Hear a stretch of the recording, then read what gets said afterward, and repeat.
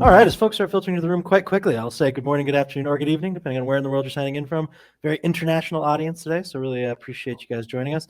I'm joined, of course, today by Paul Morris, former broker and current Director of Investor Relations for First Mining Gold. Paul, how are you today? I'm very well. How are you? I'm good. So here's how today's going to work, just for the folks in the room. I'm going to grill Paul on a bunch of questions so we can get to the bottom of why markets are doing what they're doing. So Paul, no pressure, but that's what I'm hoping we'll get out of today with. I'm shaking. Yeah, there you go. Be good grilling. But today is an interactive event, so please do ask questions during today's discussion. There's a chat button in the bottom right of your screen. You can use it at any point during today's presentation. If we don't get to your question, if it's off topic, etc., I'm obviously going to make sure Paul still gets it. And of course, you can contact Paul at any time. I'll throw his email address up into the chat during today's event. Yeah, and if anyone does contact me, I will get back to them. That is true, which is fairly unique in the industry, as I've observed. No shade to your colleagues, Paul, at other companies. But I will say this. For last piece of housekeeping, today's event is being recorded and will be available for replay. It should be in your inbox this afternoon. It'll also be on Six's YouTube channel, but we'll make sure it's on First Mining's channels as well. But enough out of me. I want to get into the protein of today's event. I know there's some folks in the room who probably don't know about you, Paul. So I'd love if you could just give us a bit of your background. Yeah, absolutely. So, I was a stockbroker in Toronto for many years. I worked with one of the big bank-owned firms, and actually we call them investment advisors primarily up here, as opposed to stockbrokers, which is, I think, used a bit more in the US. But it was while I was a stockbroker, I met Keith Neumeyer, who is the chairman and founder of First Mining. I got involved in a couple of his other companies that he founded, or he co-founded First Quantum, which was, huge success. It's grown into a very, very large copper producer, and then First Majestic. And I did very, very well for my clients. In fact, I think every client I had, except one, had a position in First Majestic. So, it was tremendous. So naturally, when Keith put together First Mining back in 2015, I became an investor. Some of my clients became an investor. And then things changed a bit. The industry was changing. The firm I was with didn't really want me buying mining companies. Compliance and regulations were getting a bit too much, or maybe a bit too much for me. And so I left the brokerage industry, and I was a few years off. And then I approached Keith, and I said, "Look, Keith, I'm an investor in First Mining. Why don't you bring me on to let me talk about First Mining? I'm an investor. I can speak with investors. I was a stockbroker. I know, I know what investors are looking for, what's important to them." And, I'll cut a long story short, because I can make short stories long, but to cut a long story short, he introduced me to Dan Wilton, the CEO. And after a little while of begging and pleading, Dan brought me on at the beginning of 2021. And it's been great, but I'm sure we'll get into some of my experience over the last couple of years. Yeah, and I know, we're going to be talking about markets today and precious metal sector specifically. I'm sure you're going to be relating some of it to First Mining Gold. So I'd love, before we get into some of that stuff, let's just give for the folks in the room a synopsis of First Mining, just for the benefit of folks. Absolutely. Yeah. No. So First Mining, we are a developer of gold projects in Canada. Great jurisdictions. And when Keith put the company together back in 2015, in the space of around, I think it was 15 months, he bought 8 different projects. Since that time, we have monetized or sold some of those projects. We sold some, brought in partners to help develop some of the smaller projects, and what that did, firstly, it gave us some cash. In fact, I think probably over about $70 million, which we largely used to focus on or to put towards our 2 flagship projects, Springpole. Let me step back a bit. These are both multi-million ounce projects with actually pretty robust economics, as detailed in some economic studies that have been completed over the last couple of years. And Yeah, great jurisdictions. So we have Springpole in northwestern Ontario. This is a project with, I think, 4.6 million ounces of measured and indicated, and then a couple of 100,000 in inferred. This is a project capable of producing over 300,000 ounces of gold a year. And when we did this pre-feasibility study back in 21, our all-in sustaining costs, I think net of silver, were less than $600. Now we've got inflation now, so those costs are going to be higher. But at that time, we assumed for that study, that pre-feasibility study, we assumed a gold price of $1,600. Gold is more than double that right now. So, I would imagine that the margins have either been maintained or are even greater. At $1,600 gold, and there's a reason I'm going through this, we'll get to a chart shortly or a slide, but the leverage is huge. So at $1,600 gold, the after-tax net present value is just under $1 billion US. But every $100 that gold moves up translates into another 150 million US. So huge leverage. Very excitingly, this project is in the permitting process. But the latter stages. Back in 2022, we submitted a draft environmental assessment document to the regulators, who came back to us with a slew of questions. I think probably 16 or 1700. Sure.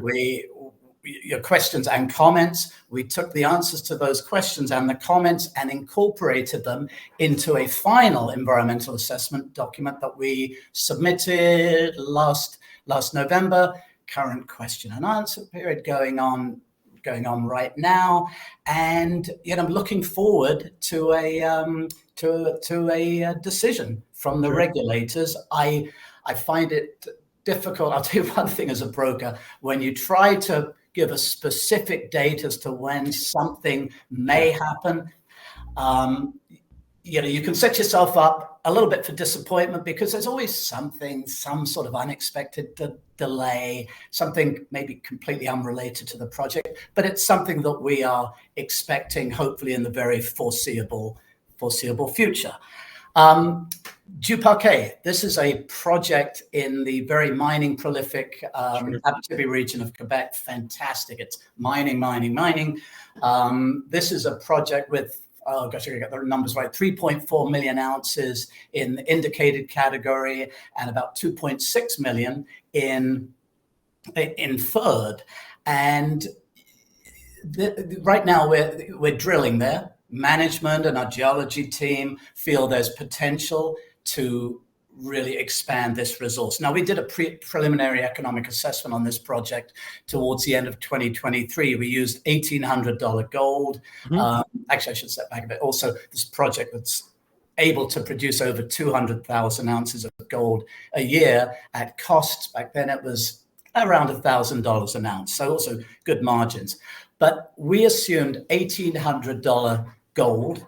And with that, we came up with an after-tax net present value of 588 million, to be specific, 588 million Canadian dollars. Great leverage also to the price of gold. Every $100 that gold moves up translates into another 100 million US. Wow. Yeah, no, the leverage is superb. After tax net present value. Yeah, and that's that's it. So two very large multi-million ounce projects in great jurisdictions. Sure. One is the Springpole project is one of the few projects right now of that size in the permitting process. And with the permitting process, we're collaborating obviously with the regulators and the surrounding communities. Great. Yeah, absolutely. Hey, no, appreciate it. And for folks who have additional questions about First Mining, obviously we'll talk about it more throughout today's event, but obviously you can reach out to Paul at any time. But I know you were a broker. So my question to you is, what are the things that were important to you when you were looking at a mining company specifically before deciding to invest in it, or recommend to your clients, almost more importantly? Yeah, I mean, obviously you've got to feel very bullish, very optimistic about the commodity. Sure. You have to like, the projects. Obviously, you've got to, that's really important. If it's an exploration company, you got to do your homework. Feel, hey, is this, does this look viable? If it's a development project, you've got to look at all the information. Have they done any economic studies? What stage in the Lassonde curve are the projects currently? And so obviously before you invest, you've got to like the commodity and the projects look on the surface to be, I shouldn't say on the surface, that's a pun, below. On the surface, look good. I think obviously very importantly, management has to have a good track record. Sure. And, we've got Keith, who I mentioned before, tremendous track record, with First Quantum and then First Majestic. Dan Wilson, the CEO, has been in the industry in corporate financing, banking for many years. He absolutely, knows what he's doing. And, the rest of the team, they're very, very experienced. The other thing, look, why do we invest? And this is me as a stockbroker. What used to drive me was if I recommended an investment, whether it was a mutual fund, whether it was a stock, to my clients, I wanted to make them money. In fact, if they had a certain expectation, I wanted to exceed, I wanted them to get a return that actually exceeded that expectation. That's what drives me. So you have to feel that the company, the company's shares have sufficient appreciation potential to meet your expectations, and they've got to be sort of commensurate with the sort of risk. So one will expect want a greater return for a riskier stock than if you're buying a blue chip, let's say insurance company or a bank. Sure. Actually, you know what? Honestly, we invest because we want to make money. I think I sent you that slide on the re-rating potential. Oh, yeah. Let me throw that up. Give me if you don't mind. Yeah, no problem. There you go. So I hope everyone can see this. This is my favorite slide in the deck because it talks about the potential for the stock. And if we look towards the left side, we'll see that Springpole project net present value at $1.326 billion. And remember, that's assuming $1,600 gold, which was used in the pre-feasibility study. If we go a little bit to the right, we see the Duparquet project net present value, assuming $1,800 gold, and that gives us a net present value of 588 million Canadian, and including some of our other interests, cash interest in other projects, securities that we own. Our total net asset value is around 2.13 billion, or $1. Sorry, I'm squinting, trying to see. It's $1.67 a share. Now we are trading. Let me just look. I've got to my right. We're trading at 17.5 cents Canadian right now. So we're trading at less than 0.1 times net asset value, as you can see at the short beige block where it says 0.17. We're trading at less than 0.1 times net asset value. Historically, a developer would trade at between 0.4 and 0.6. If you look over to sort of the last column on the right and the second last column, 0.4 to 0.6. So assuming $1.67 net asset value per share, that number that's in the gray box, our stock should be between 0.667 or 67 cents Canadian and $1 a share. Well, we're currently trading at 17.5 cents. So that in itself shows some very good appreciation potential. However, I mentioned, and this is, there's method to my madness when I was talking about the leverage to the price of gold. Gold is no longer $1,600 or $1,800 as the numbers used in the pre-feasibility study for Springpole and the preliminary economic assessment for Duparquet. And by the way, I'm just going to add, all that information is available in the corporate presentation on our website. But if we were to assume even $3,000 gold, sure, I would hazard to guess that $1.67 per share net asset value would, I think, conservatively be around $4 a share. Wow. So if we now apply the multiples of 0.4 to 0.6 times $4 a share, that gives I'm going to do my math now. That gives a potential price of between $1.60 and $2.40 a share. Well, you know, when the shares are trading at 17.5 cents, that kind of seems, does that seem realistic? Well, absolutely, it can happen. And, it does seem a bit silly right now, but, I think there are certain reasons why the stock isn't, or why we're not trading at those historical multiples. And, we'll get into that, but the potential is huge. And, I speak to investors every single day, and, I get asked constantly, Paul, do you think this could be a 10 bagger? Do you think this could be a 20 bagger? Absolutely. Now, I've always been an eternal optimist. Sure. But look, I'm an investor. I've been an investor for many, many years, since 2015. I've bought more shares over the last little while. Actually, I don't mind saying probably over 300,000 shares more in the last couple of weeks. Obviously, sure, I believe in it. And I think I'm speeding off a bit too, jumping ahead. But anyway, look, lots of potential.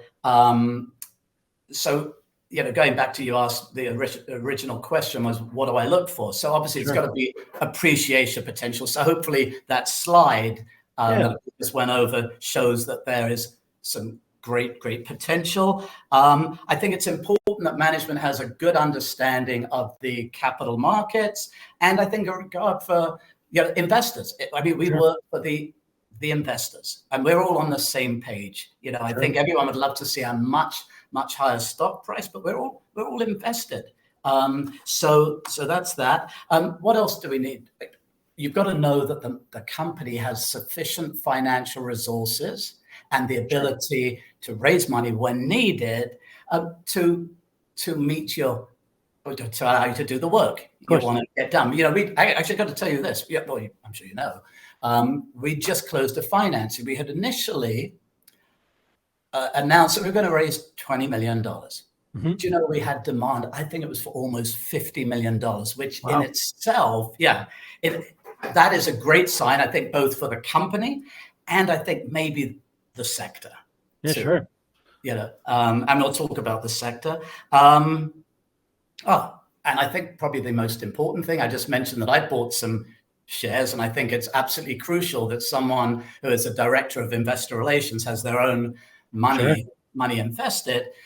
But Keith Newmeyer, in the last 40 days, and this is all insider reports, has bought, I think, a total of 4 million shares. In fact, he took 2.5 million shares at the in the last financing. I think Keith has around 39 million shares, or maybe just over.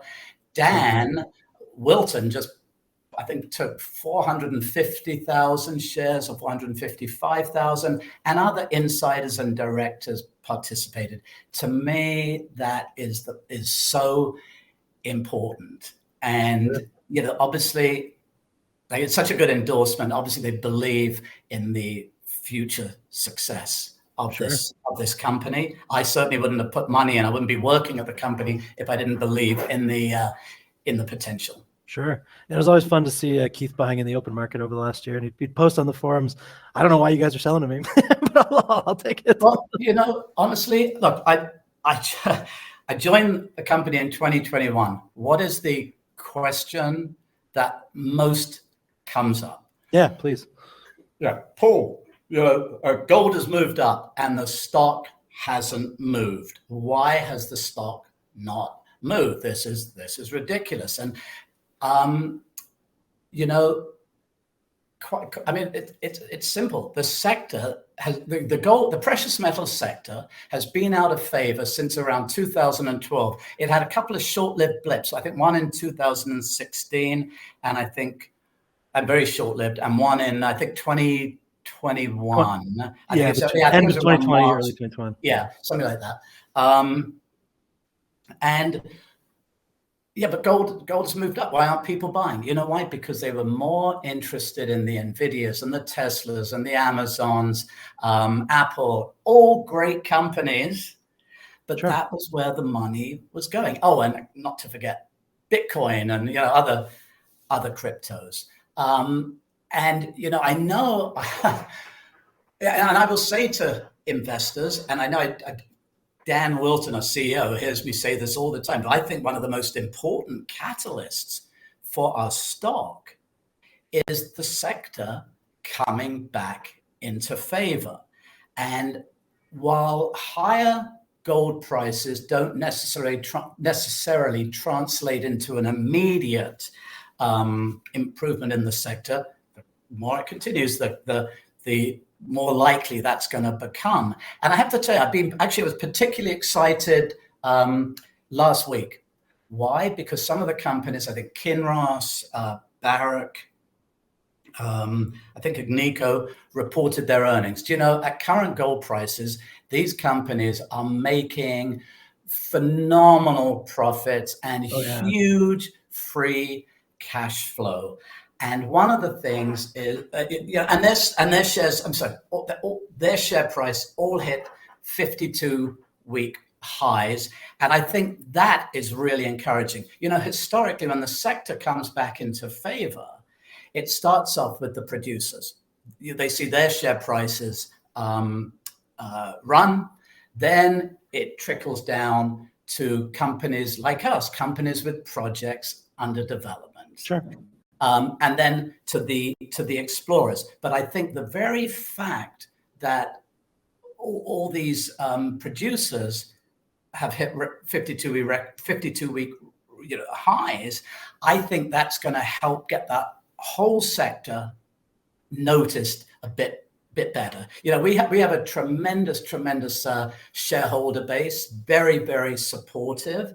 But a lot of these are gold investors. What we need now is a more sort of the generalist investor to say, you know what?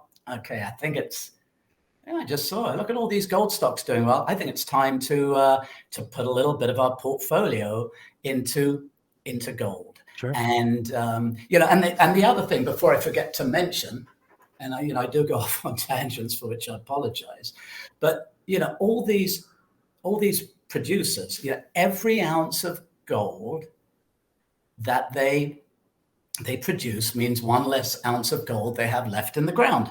Yep. And they're going to have to replenish those resources. Yep. And, that because I don't think they're really doing exploration. So they've got to look really for companies with development projects in their portfolio whose resources meet with their requirements. So I don't, would a Barrick look at a company with a million ounces?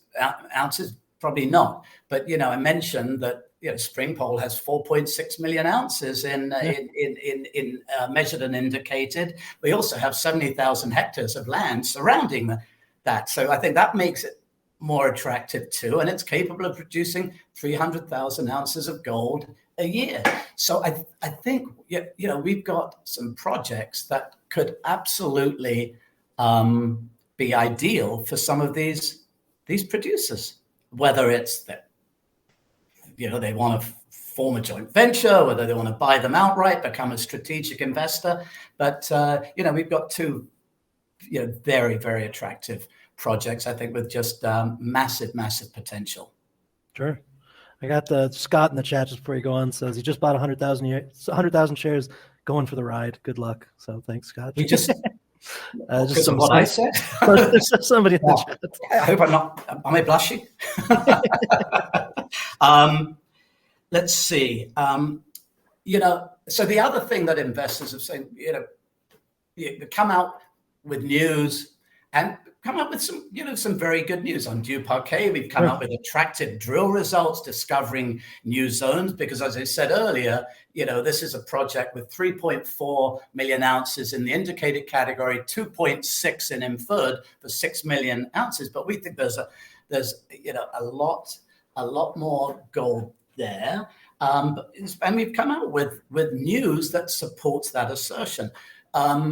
With Springpole, we're working diligently in the permitting process. We just signed an agreement with one of the communities, if I can pronounce it correctly, Mishkagogame. And, after years of working with them to give them a really good understanding of the project and the benefits that the project can bring to the members of the community. But people say, but you come out with good news, but the stock hasn't reacted. And once again, I go back to the sector. While, for the news to be really impactful, we need the sector to be back in favor, or at least the developer segment of the sector. Because I said, the producers' share prices have moved already, even though I think there's, lots more room. But we need the sector to be in favor for that news to really have a positive impact. Now, when the sector comes back into favor, and I've really, over the last little while, a couple of months, I really am sensing an improvement in the sector. I'm, with investors that I'm speaking to, they're also getting a lot more optimistic. To my right now, I'm going to look, and I can see our stock is actually, it's moving up today. Which is great to see. But I really think the potential is absolutely huge. Obviously, if I didn't think so, I wouldn't have bought more shares myself. But lots of good news. This is a company, two great projects, great jurisdictions, management with a great track record that has tremendous skin in the game, robust economics, and and I started to talk about this and realized I didn't finish my thought, which is just typical of me. We did this financing that we raised we were going to raise 20 million. We had demand, I think it was just under 50 million, and we closed around 36 million. So, we've got money to do lots more work, and that work, I'm going to talk about it because I did have some investors say, oh, but you issued more shares and that's dilutive. And I loved listening to, what was his name, Peter Maroney of old Yamana, and then Keith always says this, and I completely agree that when you issue new shares, it is dilutive if you waste the money. If you throw, I think the last time I spoke to Keith about it, he says you throw the money out the window. But this is money going to advance these projects. And while that extra work that you do may not immediately be reflected in the stock price, when it does get reflected, and first when the sector starts improving and the investment community will recognize the fact that, oh, look at all this extra work they've done. But I think also if and when we get a strategic investor or someone decides to form a joint venture, let's say on Springpole or buy it, the more work we do, the more attractive those projects come in the eyes of a potential suitor. And theoretically, the higher price we would be able to realize. Does that make sense? Yeah, I think so. No, absolutely. I know one thing, and this is from questions we get. So I just wanted to throw one out just so we can keep up with the chat as much as possible. Somebody asked just for timelines, and I know we're going to get to those soon, but they'd love just a general update on what's up next for Springpole. So if you don't mind jumping into that, and then we'll get back to regularly scheduled. Yeah, I mean, timelines always I've always found it a tough one, even when I was a stockbroker. other companies would say, yeah, Paul, we're expecting this contract in 3 months' time, or the mining companies are expecting a decision in 2 months' time, and there are often delays or unexpected things, sometimes completely, out of your control, unrelated, sometimes completely unrelated to the project. There's, I always find it very difficult. Permitting decision. That, we're expecting that. I think it will be next year. But I would love to say, I'm not even going to go and give a firm time. Let's just say I'm very optimistic that it's foreseeable future. And that's really it. Once we get that, that decision, we then have to get permits, things like construction permits, road permits, which are things you just get. I mean, assuming we get the approval. And then lots more work. And talking about, I'd love to get into some macro timelines too, if you don't mind, because I know we talked earlier about people putting money into NVIDIA, into cryptocurrency, into a million things. When do you think we're going to see a rotation of generalist investor capital into precious metals? Like, when is that going to start to show up in the market? Well, I actually think it's going to happen soon. And it's just because my eyes, I'm glued to the screen during the day. If I'm chatting to, talking to investors or potential investors on the phone, I'm still looking at the screen. And I think gold's going higher. I really do. I think central banks are still buying. I could see rates coming down, which I think will be good for gold. I think, weakening the US dollar will be good for gold. But I think we'll see gold go higher. Now, oftentimes I have investors say, but, we said that the stock would move and the sector would move when gold goes from 2,000 to 2,500, and nothing happened. Now 2,500 to 3,000. But now I'm seeing things really starting to pick up. And I've got to go back to my experience from last week, just watching all these producers start to or hit record highs. They're making such record cash flows. And I think this is going to really start to attract people. Right now, we're still in the summer. I'm very much looking forward to seeing what happens when everyone's back at work, kids are back at school, and so on. But I can see, I hope no one's going to hold me to this, but I could certainly see $3,500 gold before the end of the year. And I know there are people out there. I think was it Citibank or whatever thinks $4,000. I think that was JP Morgan, but JP Morgan, I can't remember. 3,500. You're actually in the conservative group, I think, of most banks and analysts. Well, I'm trying to be conservative, and then just going back to that re-rating slide that I showed you before. At $3,000 gold, and I said maybe the net asset value is $4 a share. Well, at $4,000 gold, it's a lot more. And I think the sector, we've not had a mania in the sector for years and years and years. And I could honestly see that happen, where people just suddenly start rushing into gold. And it can change overnight. I've seen that happen, not just with sectors, but with individual stocks. And oftentimes investors will miss the first 30%, 50% of an upturn. Sure. Sorry, did that? I think so. One thing I wanted to ask just before, and I know there's questions that came in on email. There's lots in the chat. I do want to get to them before we jump today. But I'll end asking you just from my questions of what is keeping you up with excitement for the rest of this year and into 2026. Is it the macro stuff? Is it project stuff? What are you most excited about? I have to tell you, it's a bit of everything, because I really do believe that the sector's going to turn. And I think all other things being equal, we come out with any more news, I think we see our stock react very positively.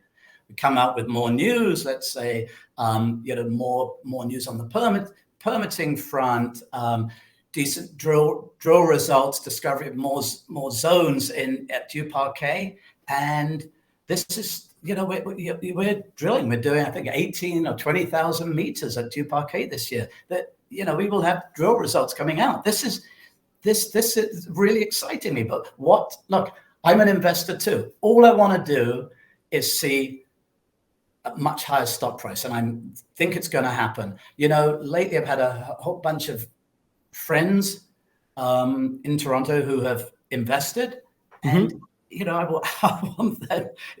want them to make money. I want all the investors that I speak with regularly to be very happy investors. I think it's going to happen. But I will tell you, I understand absolutely why an investor,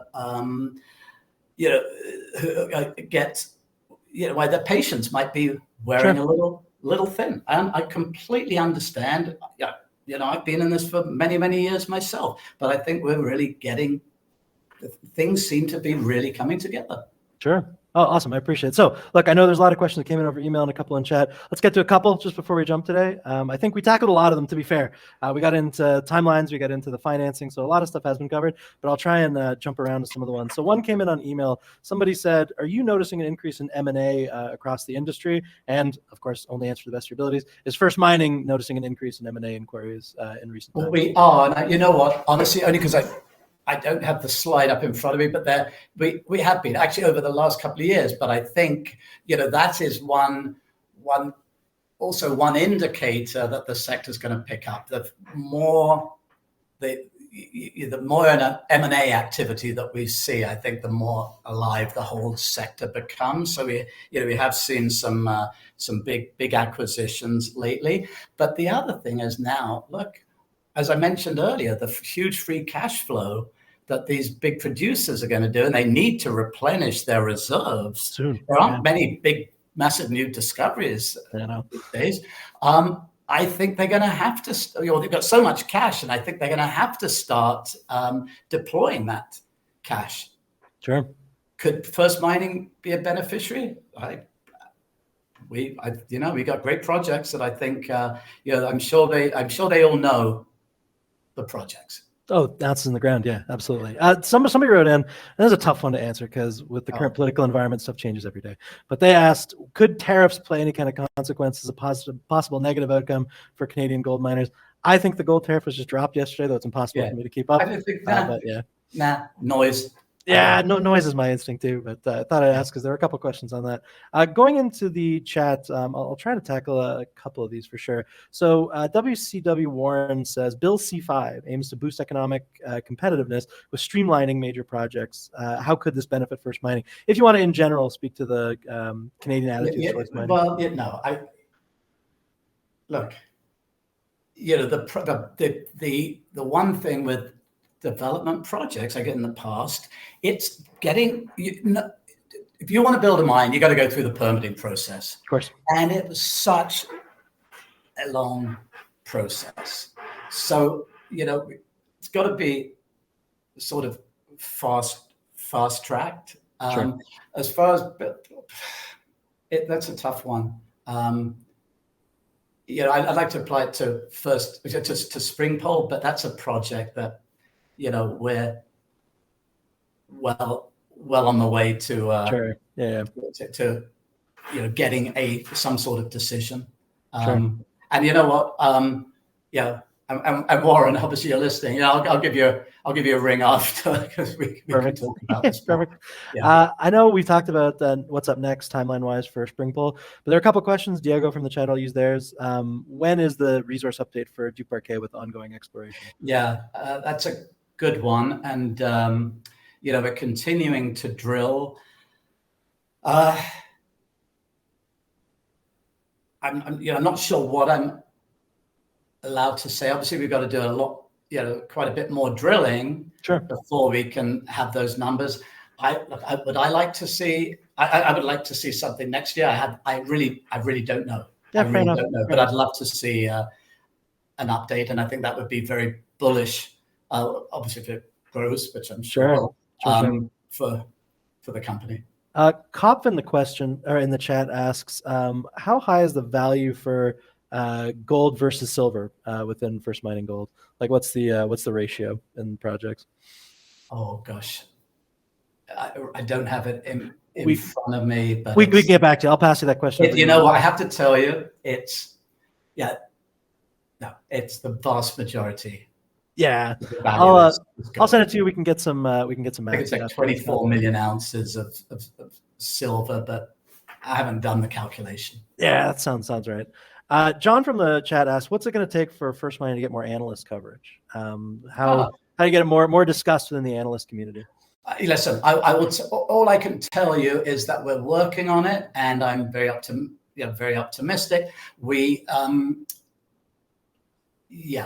that's Hayward's analyst. Gosh, I think it was back in March initiated coverage on us. Mm-hmm. But back then, I think his target price was 65 cents. Mm-hmm.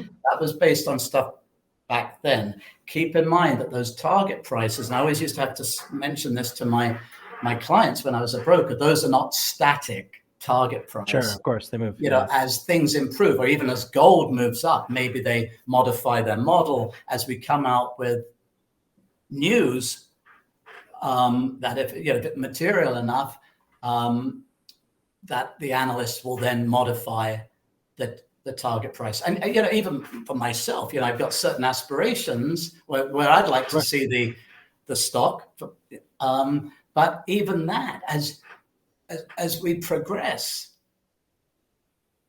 I could say today, I'd like to see $1.50 a share, and I'd be happy. But as we continue working, we've come out with more good news. Let's say great results out of Dew Parquet, or making lots of progress at Springpole. I can then reevaluate those aspirations. Say, well, $1.50. No, I think I'm. I think I'm selling myself short a bit there. I think I think this thing can go to $2. And I did this, by the way, with my clients who owned First Majestic, which I was buying at around $1 Canadian.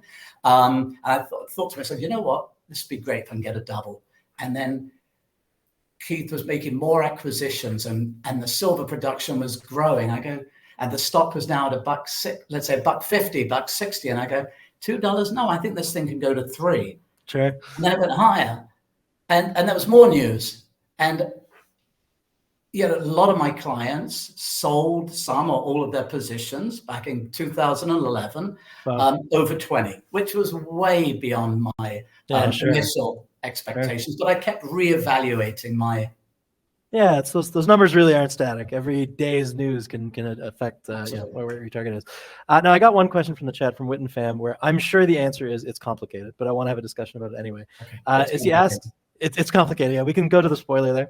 But he asked, relating to M&A, how does a buyout price relate to NAV and market cap? So what's the relationship between buyout prices typically in mining companies between their net asset value and market cap? I have to be honest. I was never in sort of M&A stuff, and that would probably be a much better question for our CEO, Dan Wilton.